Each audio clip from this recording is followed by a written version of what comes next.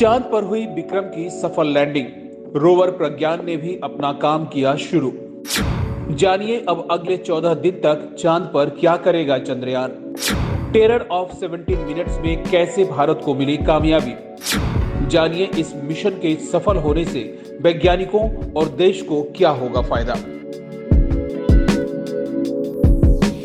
हमारे देश के वैज्ञानिकों ने वो कर दिया है जो दुनिया में अमेरिका और चीन जैसे तमाम बड़े बड़े देश कभी नहीं कर पाए। हमारे देश के वैज्ञानिकों ने वो कर दिया जो करते हुए पिछले हफ्ते रूस तक फेल हो गया। भारत का चंद्रयान 3 जैसे ही चंद्रमा के दक्षिणी ध्रुव की सतह पर पहुंचा, ये इतिहास रचने वाला विश्व का पहला देश बन गया। 23 अगस्त 2023 की शाम 6:04 पर चांद पर भारत का सूर्योदय इस चमकते हुए मिशन चंद्रयान की लैंडिंग के साथ हुआ है। इसरो के सेंटर से आम लोगों के बीच भी तालियों की गड़गड़ाहट गूंजने लगी।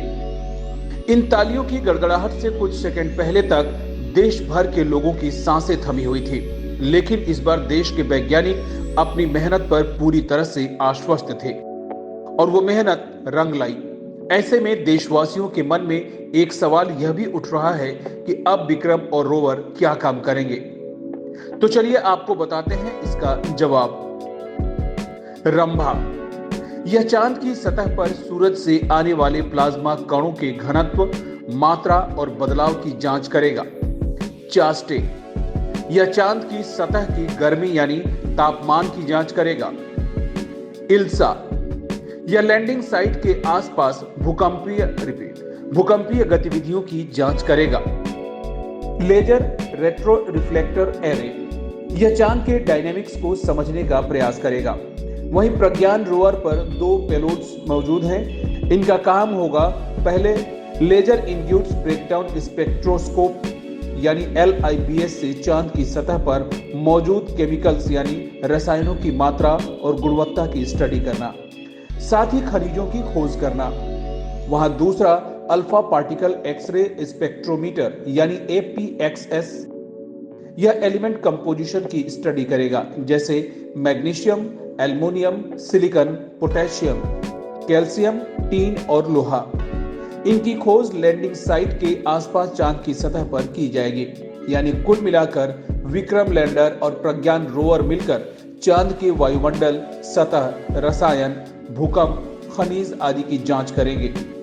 इससे इसरो समेत दुनिया भर के वैज्ञानिकों को भविष्य की स्टडी के लिए जानकारी मिलेगी, रिसर्च करने में आसानी होगी, जिससे वैज्ञानिकों के लिए यह बेहद फायदेमंद साबित होगा। इसके साथ ही इस उपलब्धि के बाद भारत दुनिया का चौथा देश बन गया है जिसने यह सफलता हासिल की है। इससे पहले यह कीर्तिमान अमेरिका, रूस और चीन ने स्थापित किया था। यहां बता दें कि इसरो दुनिया में अपनी किफायती कॉमर्शियल लॉन्चिंग के लिए जाना जाता है।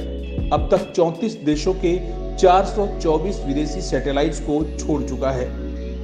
इसरो 104 सैटेलाइट भी एक साथ छोड़ चुका है, वह भी एक ही रॉकेट से।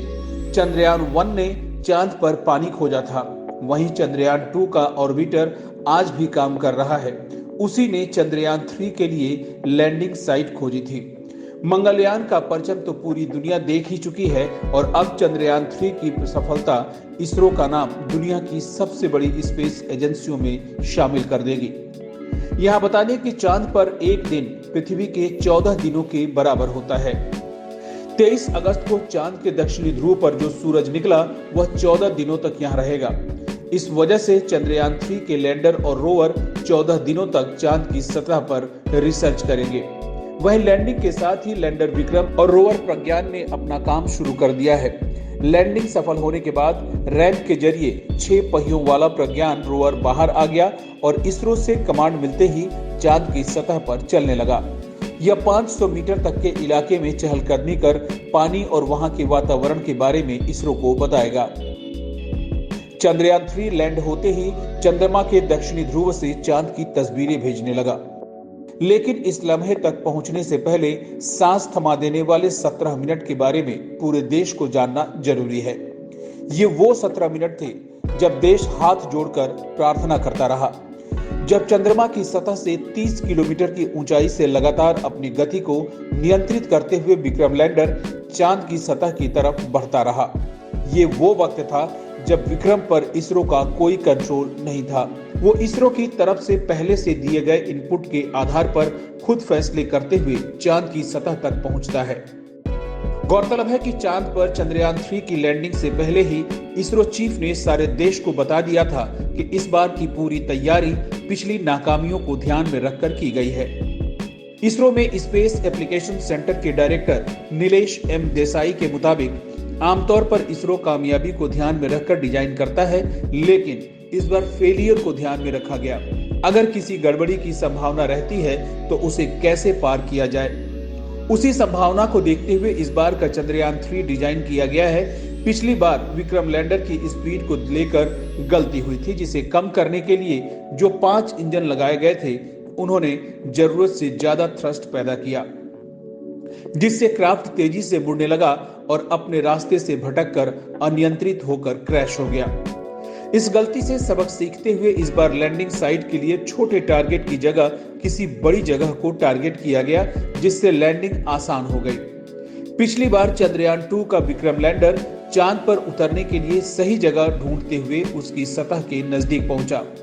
इस गलती को सुधारते हुए इस बार ईंधन की क्षमता बढ़ाई गई, ताकि अगर लैंडिंग स्पॉट ढूंढने में मुश्किल हो तो उसे वैकल्पिक लैंडिंग साइट तक आसानी से ले जाया जा सके। नतीजतन हिंदुस्तान ने वो कर दिखाया जो आज तक अमेरिका, रूस और चीन जैसी महाशक्तियां नहीं कर पाई। चांद के दक्षिणी हिस्से में हिंदुस्तान ने तिरंगा फहरा दिया। यह पिछले 4 साल की तैयारी का ही नतीजा था कि चांद पर चंद्रयान 3 की लैंडिंग सटीक रही।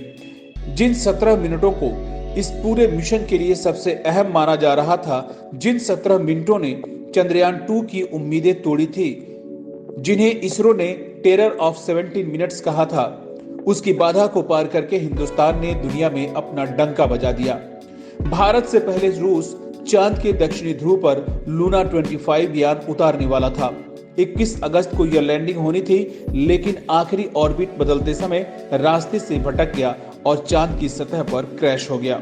लेकिन भारत के चंद्रयान ने यह कमाल कर दिया और इतिहास रच डाला।